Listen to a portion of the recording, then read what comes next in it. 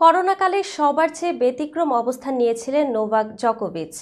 ছেলেদের টেনিসের সবচেয়ে সফল একক তারকা কোনোভাবে টিকা নেননি, কিন্তু টিকা না নিয়েও মিথ্যা নথি দেখিয়ে 2022 অস্ট্রেলিয়া ওপেন খেলতে গিয়েছিলেন এবং বহু নাটকীয়তার পর নিজের প্রিয় গ্র্যান্ড স্ল্যাম না খেলেই ফিরতে হয়েছিল জোকোভিচকে।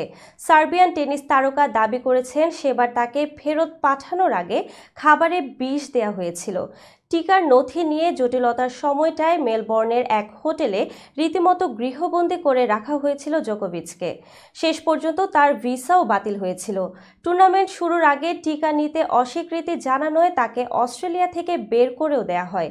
জিকিউ ম্যাগাজিনকে দেয়া এক সাক্ষাৎকারে জোকোভিচ এখন দাবি করছেন, আইনি লড়াই চলার সময়টায় তার খাবারে কিছু মেশানো হয়েছিল। আমার কিছু স্বাস্থ্যগত সমস্যা হয়েছিল। আমি বুঝতে পেরেছিলাম মেলবোর্নে যে হোটেলে ছিলাম সেখানে এমন কোনো খাবার খাওয়ানো হয়েছিল যাতে বিষাক্রান্ত হয়েছি। 37 বছর বয়সী বলেছেন, আমি যখন সার্বিয়ায় ফিরলাম তখন এটা টের পেলাম। প্রকাশ্যে কাউকে এটা বলিনি, কিন্তু আমি বেশ কিছু ধাতব উপাদান অনেক বেশি পেয়েছিলাম।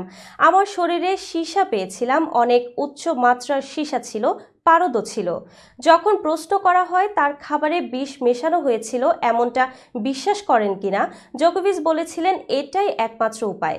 জিকিউ তাদের প্রতিবেদনে বলেছে তারা অস্ট্রেলিয়ার স্বরাষ্ট্র মন্ত্রণালয়ের কাছে এই ব্যাপারে জানতে চেয়েছিল, কিন্তু নিরাপত্তার স্বার্থে কোনো মন্তব্য করতে রাজি হয়নি তারা।